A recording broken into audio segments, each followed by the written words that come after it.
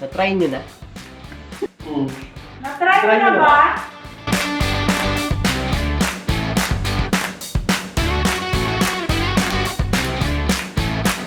Hi everyone, my name is Glo. I'm here now in Brunei, and right now I'm going to cook for you the famous local food of Brunei, which is nasi katok, nasi lemak, nasi campur, and ayam penyet. But I'm going to cook it the healthiest way. Normally, they cook it deep fried.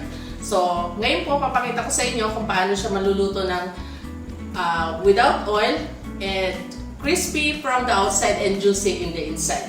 And for now po, gagawa po muna tayo ng sauce or yung tinatawag nilang sambal. Okay, so, the ingredients are onion, tomatoes, chili, okay, and also I have here cucumber, cabbage, and long beans. And of course, I have here the chicken. Marinated lang po siya ng salt and pepper. And for added flavor, I also have here some peanuts. So, slice lang po natin yung onion, quarter lang po. By the way, I'm using 3/4 salad master saucepan. So, lagay lang po natin siya lahat, including yung tomatoes. So, quarter lang po kasi mamaya blend naman po natin siya or gagamitan natin siya ng blender.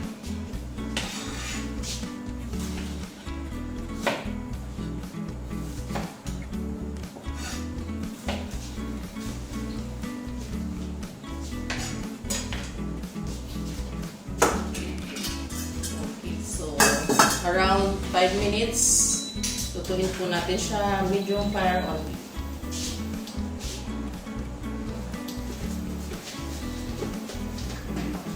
And while waiting for the sauce po na maluto, ipipreheat ko lang po yung ating electric skillet.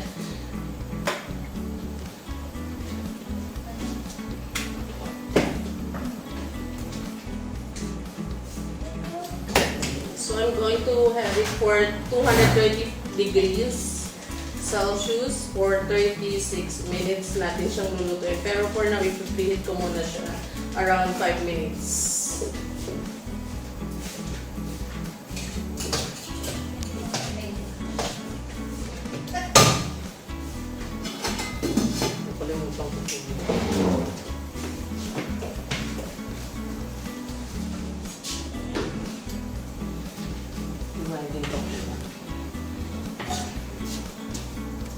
So, slice ko din po itong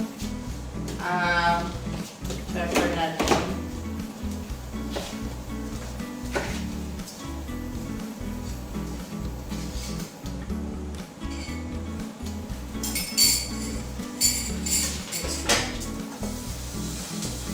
Mix din po natin siya dito. Makita niyo po wala po siyang oil because we're going to cook these tomatoes and onions the healthiest way.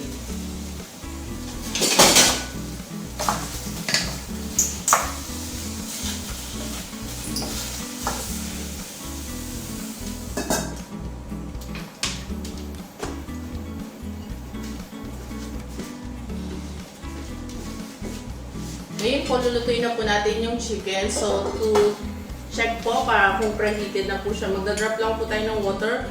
Once po na nag-roll na po yung water, ibig sabihin po pwede na po tayo mag-fry. Ito pong chicken natin is marinated lang po siya ng salt and pepper. Even frozen po siya, pwede natin siyang i-fry. So, for busy moms, hindi nyo na po kailangan hintayin matuog po yung chicken nyo. Pwede nyo siyang i-prito kaagad.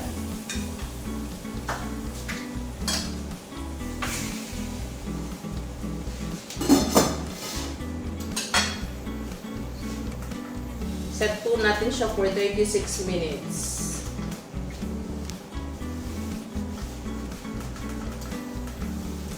Pag 12 minutes remaining na lang po, babaliktadin po natin siya yung skin side naman po. Check na po natin kung luto na po yung ating mga ingredients for the sambal.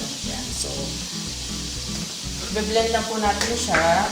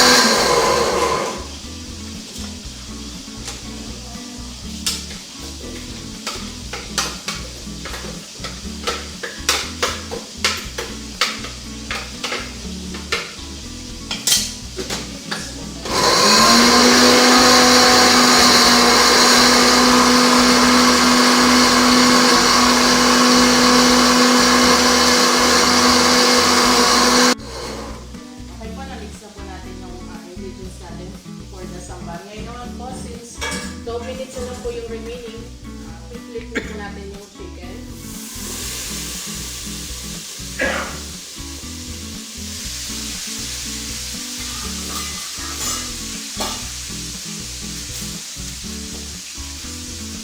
Kita niyo po kanina, hindi po tayo naglagay kayo isang patak ng oil. Pero nag-extract na po yung oil na. Ito po salad master is skillet aside from fried meat. Pagka pinilog niyo po or inukan niyo po yung cover, it becomes a griller. If you love rice, you can also use this for your rice cooker. You can also bake steak here or bake macaroni without boiling the pasta.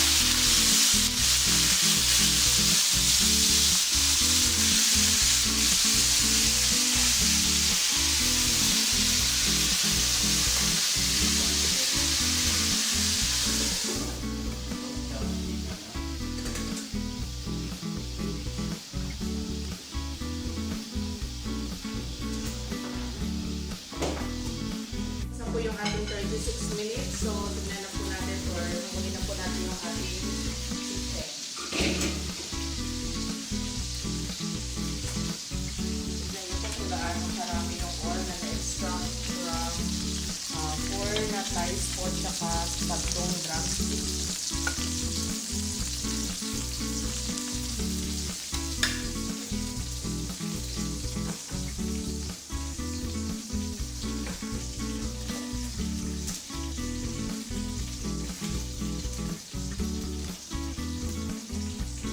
So to complete our ingredients po, I'm going to slice the cucumber using salad master machine in cone number 3, yung ating pong whopper.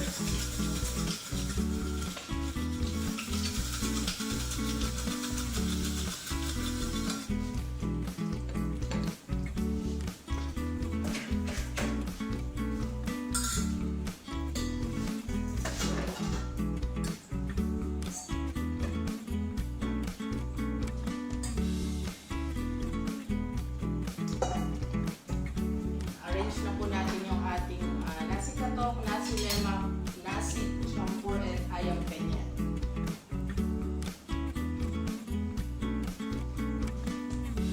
Okay, so now this is the finished product. This is the nasi katok, nasi lemak, nasi campur, and ayam penyet. Let's eat!